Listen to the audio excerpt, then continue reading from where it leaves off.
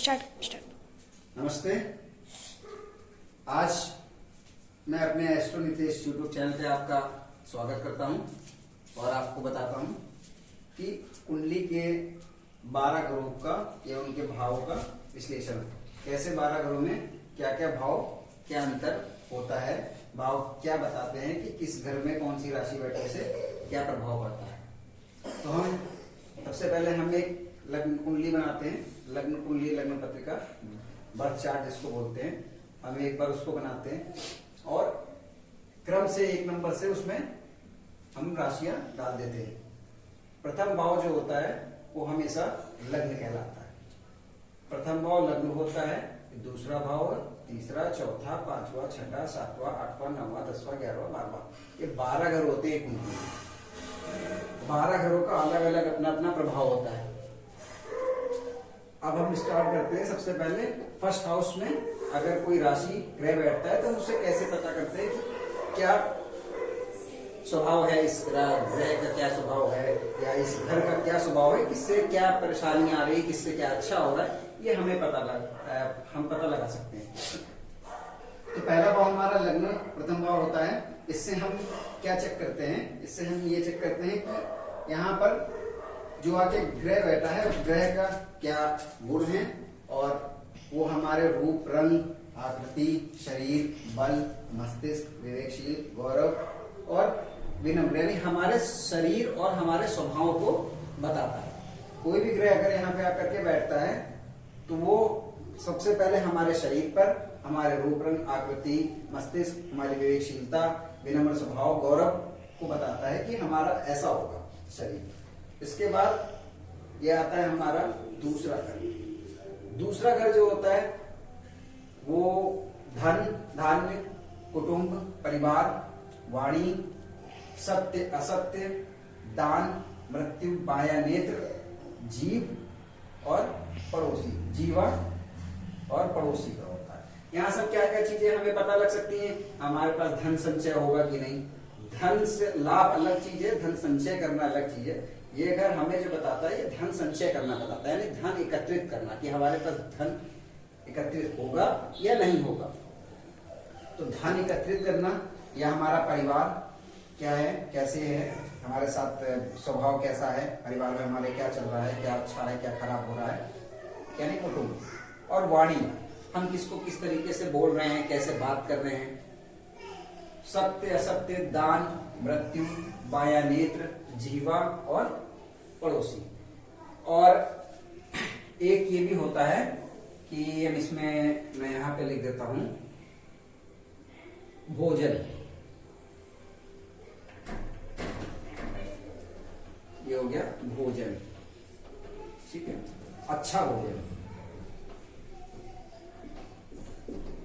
अच्छा भोजन, ये भी हमारा दूसरे घर से ही देखते हैं कि हमें भोजन अच्छा मिलेगा, या हम अच्छा भोजन का मतलब है जो हमें पसंदीदा, जो हमें पसंद होगा, जो हमें पसंद होगा वो। तो धन, धान्य, कुटुंब, वाणी, सत्य, सत्य, दान, मृत्यु, बाया नेत्र, जीवा, पड़ोसी और अच्छा भोजन, ये हम दूसरे घर से देखते हैं, ठीक है। इसके बाद हम आते हैं तीसरे घर में। तीसरा घर हमें क्या बताता है? तीसरा घर हमें बताता है हमारे छोटे भाई बहन का स्वभाव कैसा होगा। हमारा छोटा भाई बहन जो है वो बड़े भाई बहन का नहीं है, छोटे भाई बहन। छोटे भाई बहन जो होंगे वो, या ये पराक्रम का भाव होता है, संघर्ष जिसे कह सकते हैं हम, यहाँ मैं यहाँ पे लिख देता हूँ संघर्ष, ठीक है। संघर्ष, पराक्रम, धैर्य, पेशेंस, आयु, गला, कान, श्वास से संबंधित कोई भी रोग हो, और छोटी छोटी यात्राएं, यानी कि आप यहाँ से जैसे कि मान लीजिए आपको सिटी की जो यात्राएं होती हैं, सिटी की यात्राएं आपको करनी है, एक शहर से दूसरे शहर, इस तरह की छोटी यात्राएं आप कर सकते हैं। वो यात्राएं यहाँ से आपका 3 नंबर से दिखाएगा। इसके बाद होता है कम्युनिकेशन, मार्केटिंग, या अगर आप ऑनलाइन कुछ करते हैं बिजनेस, तो खैर सातवें घर से हम देखते हैं, बट बिजनेस भी अगर हम सातवें घर से देखें और अगर वो हमें ऑनलाइन करना है, ऑनलाइन बिजनेस हम देखना चाहते हैं कि हमें ऑनलाइन में क्या होगा, आजकल तो ऑनलाइन ही का जमाना है, सब कुछ ऑनलाइन हो गया है, तो वो तीसरे घर से हम देख सकते हैं। तीसरा घर हमारा कम्युनिकेशन मार्केटिंग ऑनलाइन का होता है। और इसके बाद हम आते हैं चौथे घर में, सॉरी चौथे घर में हम आते हैं, ये चौथा घर हो गया, 1 2 3, ये चौथा घर यानी चतुर्थ भाव। चतुर्थ भाव में माता सुख और घर का सुख, भवन, भूमि, अचल संपत्ति, गड़ा हुआ धन, वाहन सुख हो गया, हृदय, फेफड़े व आपका इसमें ऊपरी भाग, हृदय या फेफड़े से ऊपर का भाग, ये जो है हम चौथे घर से देखते हैं। एक बार फिर से बताता हूं मैं, चौथे घर से हमें क्या देखने को समझ में आता है। चौथे घर से हम ये समझते हैं कि माता का सुख, हमें घर का सुख, भवन, भूमि, अचल संपत्ति, गड़ा हुआ धन, वाहन, हृदय, फेफड़े व उससे ऊपर का जो भाग होगा या बीमारी होती है हमें ऊपरी भाग में किसी, वो भी हम यहाँ से चौथे घर से देख सकते हैं। ये हमारा चौथा घर हो गया। अब हम आते हैं पांचवें घर पे। पांचवें घर, पांचवा भाव कह सकते हैं, फिफ्थ हाउस कह सकते हैं। यहां से हमें क्या पता चलता है, यहां से हमें संतान सुख, यानी हमारी होने वाली संतान होगी नहीं होगी या कि किस तरह की संतान होगी, ये हम संतान सुख पांचवें घर से देख सकते हैं। पांचवें घर से हम एजुकेशन देख सकते हैं, विद्या, हमारी एजुकेशन लाइफ में क्या बाधाएं आ रही हैं, एजुकेशन में क्या बाधाएं आ रही हैं या कितनी अच्छी रहेगी, ये हमको पता चलता है। एजुकेशन भाव भी कहते हैं इसको, विद्या। और ये हमारा भाग्य भाव भी कहलाता है, क्योंकि पंचम भाव है ये हमारा, और पंचम से पंचम 1 2 3 4 5, पंचम से पंचम 9वां भाव है, 9th हाउस, 9वां घर। तो यहाँ पर क्या है, पंचम से पंचम है और ये भाग्य घर होता है। तो पंचम से पंचम भाग्य घर, इसलिए क्या है, यहाँ से भी आपका भाग्य देखा जा सकता है। संतान, विद्या, मांगलिक कार्य, किसी तरह का मांगलिक कार्य होगा, धर्म, यश, ननिहाल, हमारा ननिहाल कैसा है और ननिहाल में क्या चल रहा है, और हमारा हृदय रोग व छाती के नीचे का भाग, हृदय संबंधी कोई रोग हो गया या हमारे सीने से नीचे का भाग, ये हमारा पांचवा घर दिखाता है। एक बार फिर से बताता हूँ, फिफ्थ हाउस, पांचवा घर, पांचवा भाव, ये क्या दिखाएगा, संतान सुख, विद्या, मांगलिक कार्य, धर्म, यश, वैभव, ननिहाल, हृदय रोग व छाती के नीचे का भाग, ये हमारा पांचवा घर दिखाता है। इसके बाद हम आते हैं सिक्स्थ हाउस में। सिक्स्थ हाउस छठा घर, छठा भाव, ये हमें क्या बताता है, ये रोग, रिपु, ऋण का भाव होता है। रोग मतलब किसी तरह की बीमारी है हमको, वो यहाँ से पता चलेगी। सिक्स्थ हाउस ये खराब भाव होता है, अच्छा भाव नहीं होता। अच्छा, मैंने बताया नहीं आपको, मैं इसलिए बताता हूँ, ये तीसरा भाव और छठा भाव, ये जो दोनों भाव होते हैं, ये बहुत अच्छे नहीं माने जाते। तीसरा भाव हमारे संघर्ष को, धैर्य को, पराक्रम को दिखाता है, मेहनत के घर को दिखाता है, इसलिए तीसरा भाव बहुत अच्छा नहीं कहा जाता। और छठा भाव हमारा रोग, रिपु, ऋण का होता है, ये भी बहुत अच्छा भाव नहीं होता है। ठीक है, छठे भाव में क्या है, रोग, रिपु, ऋण मतलब रोग किसी तरह की बीमारी, रिपु मतलब शत्रु, यहाँ से आपके ऊपर जो शत्रु हैं आपके वो, और ऋण मतलब किसी तरह का कर्ज या ऋण जो है वो आपके ऊपर होगा, उसका पता चलेगा। चिंता, मुकदमेबाजी, दुख, अपयश, शोक, उदर का ऊपरी भाग, उदर मतलब पेट, पेट से संबंधित समस्या या उसके ऊपर का जो भी भाग है उसमें संबंधित समस्या होगी, वो हम यहाँ से देख सकते हैं। और शत्रु है, शत्रु तो आजकल बाहर से ज्यादा हमारे घर में ही होते हैं। तो हमारे जो हम जब भी कुछ अच्छा करने लगते हैं तो जो हमारे आसपास के लोग होते हैं, हमारे घर परिवार में भी कुछ लोग ऐसे होते हैं जिनको अच्छा नहीं होता है, लगता है, जेलस की भावना आती है, जेलसी होती है, हमारे साथ कुछ भी अच्छा होगा। तो शत्रु आजकल हर जगह मिल जाते हैं। तो शत्रु हो गए, और आपका रोग, बीमारी हो गया, किसी तरह का कर्जा, ऋण है, और चिंता है, किसी तरह का प्रॉपर्टी को लेकर के या घर में किसी चीज को लेकर के या शत्रुता को लेकर के किसी तरह की मुकदमेबाजी कोई भी हो सकती है। तो मुकदमेबाजी किसी तरह का दुख आपको मिल रहा है, अब रोग रिपो ऋण से संबंधित कोई भी चीज होगी तो दुख आएगा ही आपको, दुख है, अपयश आएगा, आपके ऊपर ब्लेम लग सकता है किसी भी चीज का, ठीक है, आपको कोई ब्लेम लगा सकता है वो है। और शोक है, कुछ घर में आकस्मिक हो जाए या रिश्तेदारी में कुछ हो जाए, इस तरह का शोक। और उदर का ऊपरी भाग यानी पेट से संबंधित समस्याओं को छठे घर से देखते हैं। अच्छा, छठा घर हमारा जो है ये कैरियर का भी होता है, मैं यहाँ लिख देता हूं कैरियर यानी नौकरी। छठा घर हमारा कैरियर का भी होता है, हम नौकरी कर रहे हैं, कैसी नौकरी करेंगे, नौकरी से संबंधित घर भी हमको कहां से देखा जाता है, छठे घर से देखा जाता है। सिर्फ यही जिम्मेदार नहीं होता है, सिर्फ अकेला छठा घर ही जिम्मेदार नहीं होता है, जब हम देखते हैं तो हमें और भी ग्रह और उनके स्थान को, उनके भाव को समझना पड़ता है कि वो कहाँ पे। पांचवा घर भी देखा जाता है, छठा भी देखा जाता है और सातवां घर भी देखते हैं। सातवां घर बेसिकली पार्टनरशिप के लिए होता है, बिजनेस के लिए, व्यवसाय के लिए। तो छठा घर में हम देख सकते हैं अपना कैरियर। इसके बाद सातवां घर आता है, सातवां घर ये हो गया, ये घर जो होगा ये आपका जीवन साथी, विवाह, साझेदारी, पार्टनरशिप और जो है काम वासना और जनेंद्रिय प्रत्यक्ष शत्रु जो होंगे उन चीजों को दिखाता है। यहां पर मैं एक चीज और लिख देता हूं,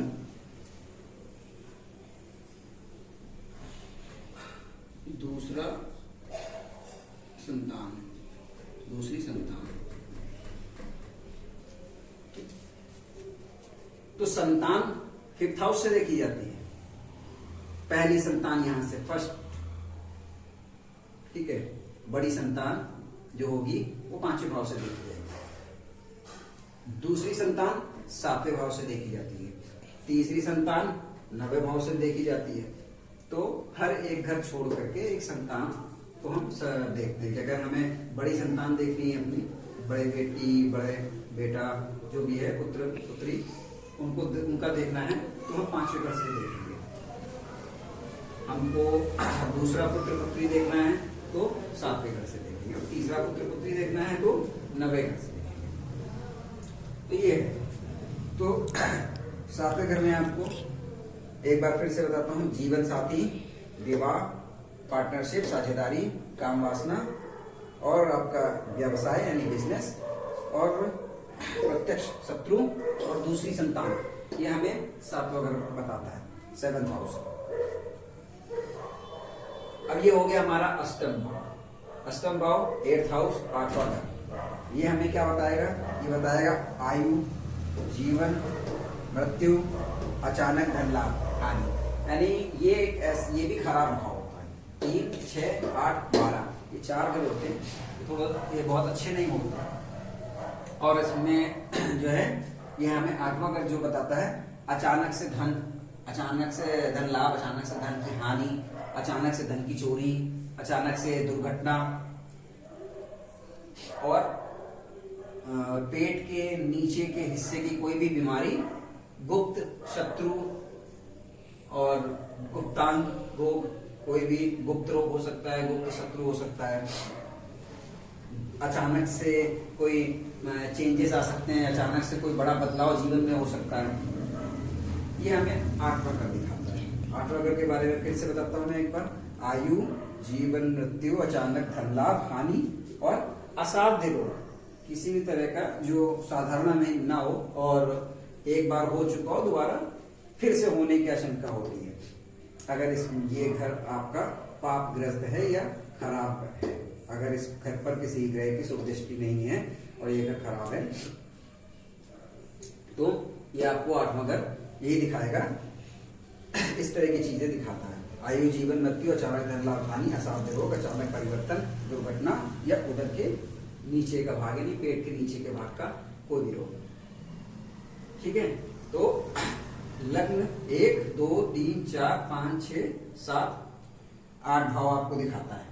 ये मैंने 8 भाव आपको दिखाया। मैं आपको इसके बाद 9, 10, 11, 12 बताता हूं कि कैसे होता है। कि 8th भाव तक मैंने आपको बताया। अभी हम चलते हैं कुंडली के 9th हाउस में, नवा घर या नवा भाव। नवा घर नवा भाव जो होता है हमारा 9th हाउस, ये क्या बताता है? ये भाग्य का भाव होता है। जैसे कि मैंने पहले बताया आपको, पंचम से पंचम ही 5वां स्थान भी भाग्य का माना जाता है, क्योंकि पंचम से पंचम है। बट बेसिकली जो मेन चीज है भाव, जो भाग्य भाव होता है वो ये होता है। ये हमारा भाग्य भाव भी होता है और धर्म स्थान भी होता है। यहाँ से हम क्या क्या चीजें देख सकते हैं? यहाँ से हम भाग्य देख सकते हैं, धर्म देख सकते हैं, तीर्थ यात्रा, यश, संन्यास, गुरु, आचार्य, शिक्षा, साला साली और ससुराल, ये हम 9th हाउस से देखते हैं। इसके बाद हम 10th हाउस में जाते हैं। 10th हाउस हमारा कर्म भाव कहलाता है। कर्म भाव से मतलब है कि हम किस क्षेत्र में काम कर रहे हैं। हमारा कर्म क्या है? हम अपना व्यापार कर रहे हैं या ये कह सकते हैं नौकरी कर रहे हैं, तो वो किस क्षेत्र में कर रहे हैं, किस लाइन में कर रहे हैं। हालांकि हमको ये जानने के लिए दशमांश कुंडली D10 चार्ट जो होता है, हमें उसे देखना होता है। उससे हमें पता चलता है कि हम किस क्षेत्र में काम करेंगे। बट ये बर्थ चार्ट से भी हम पता कर सकते हैं ये 10th भाव, जो 10th हाउस है, 10वां भाव, ये क्या कहलाता है।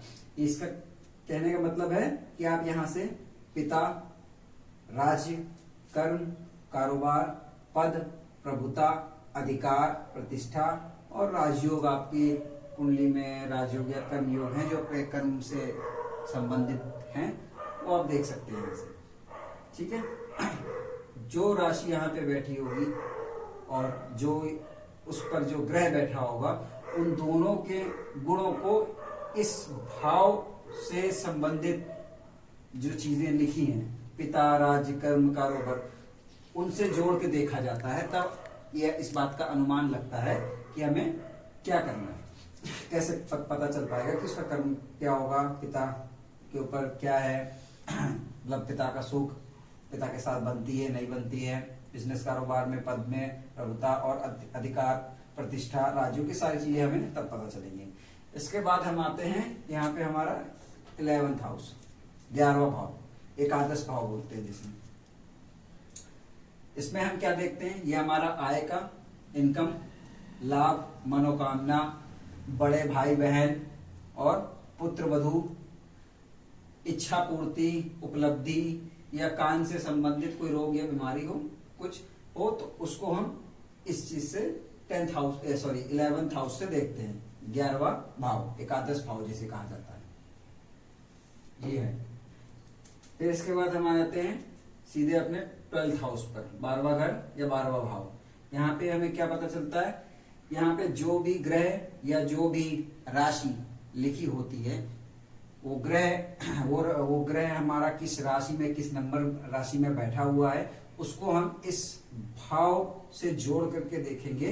ये व्यय है, मोक्ष है, विदेश यात्रा को बताता है, या आपकी तबीयत खराब हो रही है, अगर बीमारी है तो आप अस्पताल में भर्ती हैं, उस पे अस्पताल जाना पड़ रहा है, क्लिनिक जाना पड़ रहा है, हॉस्पिटल में जो आपका एक्सपेंस है, व्यय वो लग रहा है, वो आपको दिखाता है 12th हाउस से। ये घर भी अच्छा नहीं माना जाता।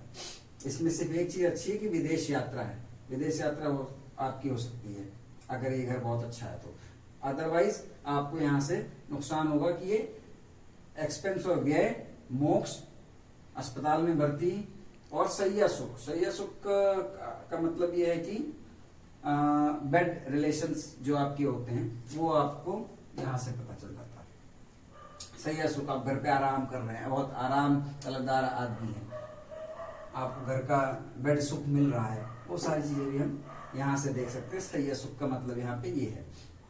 तो ये हमारे 12 घर और 12 भाव, जिसका मैंने आपको अभी तक बताया है कि किस भाव से क्या क्या देखा जाता है। देखने का तरीका सिर्फ यही है, सबसे पहले हमें भाव पता होना चाहिए कि कौन सा भाव से हमें क्या क्या देखना होता है।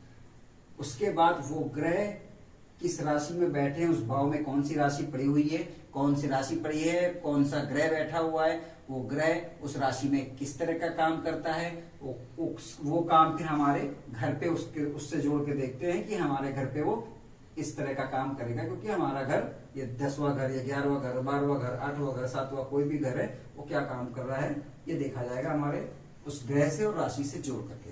तो मुझे लगता है कि अभी तक जो मैंने आपको बताया है आप उससे काफी कुछ समझे होंगे। तो कुछ नहीं करना है, आपको अपनी कुंडली निकालना है, उसे देखना है, खोलना है और चीजों को समझना है। किसी की भी कुंडली में खोल के समझ सकते हैं, अपनी कुंडली अपने घर में किसी की कुंडली खोलिए और चीजों को देखिए कि इन भाग्यों को देखिए, फिर नंबर देखिए, राशि देखिए और कुछ ना कुछ अनुमान लगाने की कोशिश कीजिए जोड़ करके कि कैसे इनका फल मिल रहा है, किस हद तक ये चीजें अनुमानित हो रही हैं, आप आकलन सही कर पा रहे हैं या नहीं कर पा रहे हैं। अभी के लिए सिर्फ इतना ही, बाकी मैं आपको अपने नेक्स्ट वीडियोस में बताऊंगा कि अगला हम आगे कैसे देखेंगे। हम बताएंगे लग्न राशि कैसे देखी जाती है, चंद्र राशि कैसे देखी जाती है, गोचर क्या होता है और इसके अंदर जो हमारी डिग्रीज होती है ग्रह की वो उसके बारे में मैं आपको बताऊंगा। अभी फिलहाल के लिए इस पर काम करेंगे हम लोग। अगर आपको मेरा ये YouTube चैनल पे जो भी मैंने आपको बताया है, समझाया है, अगर इससे जरा सा भी आपको समझ में आ रहा हो, आपको अच्छा लग रहा हो ये टॉपिक, तो मेरे YouTube चैनल को सब्सक्राइब कीजिएगा, लाइक कीजिएगा। धन्यवाद।